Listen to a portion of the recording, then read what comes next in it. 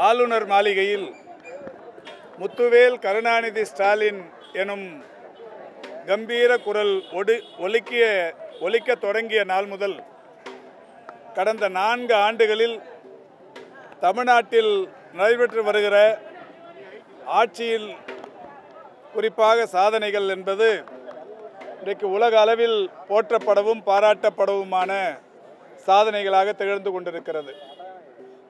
தமிழ்நாட்டில் நிகழ்த்தப்பட்டு கொண்டிருக்கின்ற சாதனைகளை இந்தியாவில் இருக்கிற பல்வேறு மாநிலங்களையும் கடந்து உலகின் பல்வேறு நாடுகளும் பின்பற்ற தொடங்கி இருக்கிறார்கள். குறிப்பாக காலை உணவு திட்டம் என்கின்ற அந்த சீரிய திட்டம் கனடா, அதாவது நம்முடைய இலங்கை போன்ற பல்வேறு வெளிநாடுகளும் அதை பின்பற்ற தொடங்கி இருக்கின்றன. அதேபோல் மகளிர் உரிமை தொகை திட்டம், விடியல் பயண திட்டம் போன்ற திட்டங்கள் எல்லாம் இன்றைக்கு இந்தியாவின் பல்வேறு மாநிலங்கள், ஒடிசா, ஆந்திரா, தெலுங்கானா, கர்நாடகா, அண்மையில் தேர்தல் நடைபெற்று முடிந்த மகாராஷ்டிரா, ஹரியானா போன்ற மாநிலங்களிலும் அதை பின்தொடர தொடங்கி இருக்கிறார்கள்.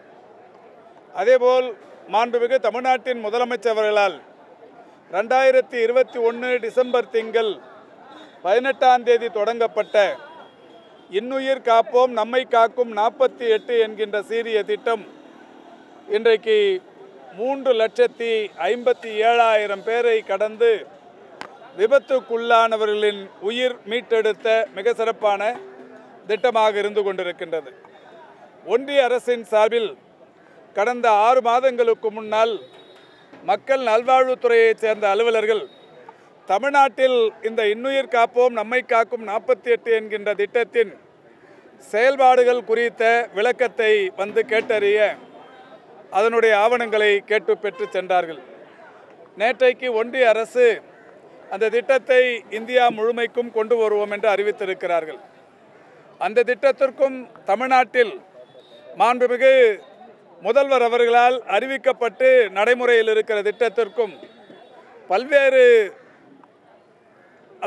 சிறப்புக்குரிய நிகழ்வுகள் தமிழ்நாட்டில் இருக்கிறது என்றாலும் தமிழ்நாட்டின் இந்த இன்னுயிர் காப்போம் திட்டத்தை பின்தொடர்ந்து ஒன்றிய அரசும் இந்த திட்டத்தை இன்றைக்கு முன்னெடுத்திருப்பதற்கு தமிழ்நாடு மிகப்பெரிய அளவிலான முன்னுதாரணமான மாநிலமாக இருந்து கொண்டிருக்கிறது.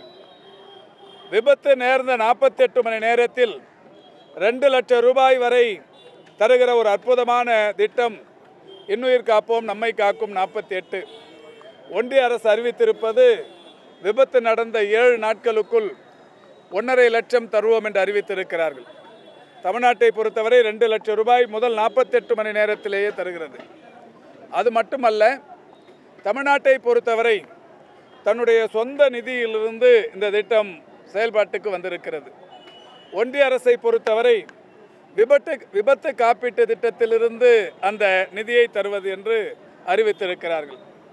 ஒன்றிய அரசு அறிவித்திருக்கிற திட்டத்தில் இன்னொரு நிபந்தனையும் போடப்பட்டிருக்கிறது. விபத்து நடந்தவுடன் 3 மணி நேரத்திற்குள் காவல்துறையினர் அதனை விசாரித்து உரியவருக்கு அவர்கள் ஆவணம் அளிக்க வேண்டும். ஆனால் இன்னுயிர் காப்போம் என்கின்ற திட்டம் விபத்து நடந்தவுடன் உடனடியாக அவருடைய உயிரை காப்பாற்றுகிற அந்த முதல் முயற்சி எந்த விதமான விசாரணையும் இல்லாமல் நேரடியாக மருத்துவ சேவை என்கின்ற வகையில் ரூபாய் 2 லட்சம் செலவு செய்கிற அந்த திட்டம் கடந்த 3 ஆண்டுகளாக செயல்படுத்தப்பட்டு இன்றைக்கு உலக அளவில் பிரசித்தி பெற்ற திட்டமாகவும் 3,57,000 மேற்பட்டவர்கள் பயன்பெற்ற திட்டமாகவும் இருந்து கொண்டிருக்கிறது.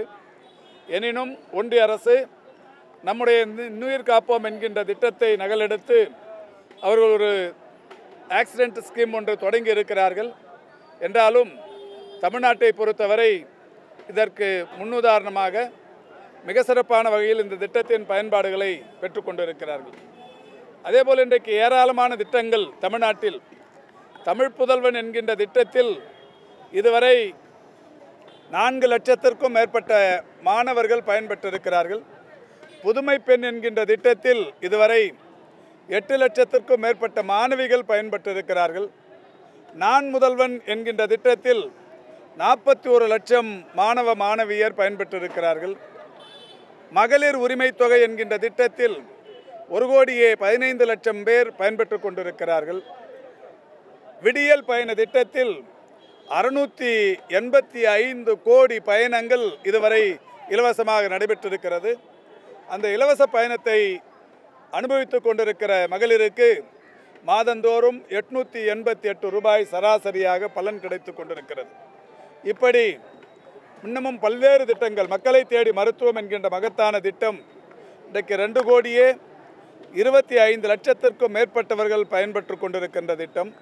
இப்படி ஏராளமான திட்டங்கள் தமிழ்நாட்டில் செயல்படுத்தப்பட்டு கொண்டிருக்கிறது. இந்தியாவுக்கு மட்டும் உலக அளவில் ஒரு மாடலான ஆட்சியை, திராவிட மாடல் ஆட்சியின் நாயகர் வணக்கத்திற்குரிய தமிழ்நாட்டின் முதலமைச்சர்கள் மிக சிறப்பாக நடத்தி கொண்டிருக்கிறார்கள்.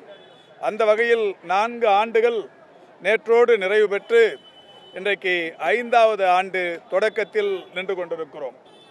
அந்த வகையில்தான் அரசின் சார்பில் நாடு போற்றும் 4 ஆண்டுகள் தொடரட்டும், இது பல்லாண்டுகள் என்கின்ற வகையில் இன்றைக்கு பல்வேறு நிகழ்ச்சிகள் நடைபெற்று கொண்டிருக்கிறது. மாண்புமிகு தமிழ்நாட்டின் முதலமைச்சர்கள் இன்று காலை பேரறிஞர் பெருந்தகை அண்ணா அவர்கள், முத்தமிழறிஞர் கலைஞர் அவர்கள் துயிலும் இடங்களில் இன்றைக்கு மரியாதை செலுத்திவிட்டு தொடர்ந்து விடியல் பயண திட்டத்தில் பயன்பெறுகிறவர்களோடு பேருந்தில் பயணித்திருக்கிறார்கள்.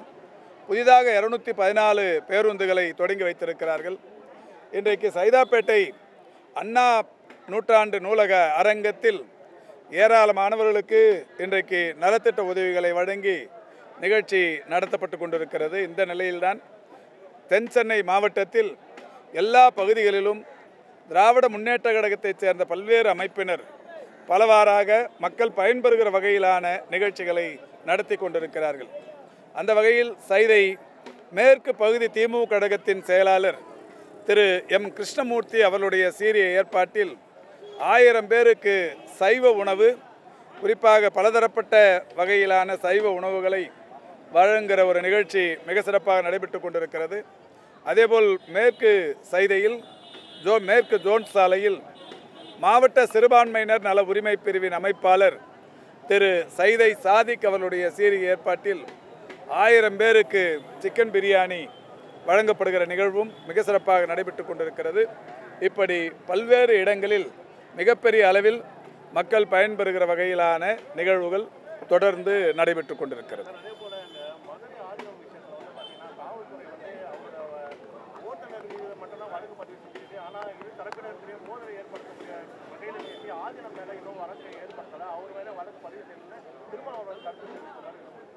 இல்லை, இப்போ எல்லாருமே கருத்து தெரிவிச்சிருக்கிறாங்க.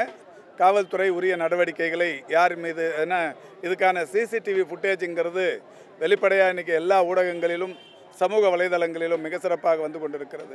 எனவே அந்த சிசிடிவி ஃபுட்டேஜ் ஆதாரங்களின் அடிப்படையில் நிச்சயம் காவல்துறை நல்ல நடவடிக்கைகளை எடுப்பார்கள்.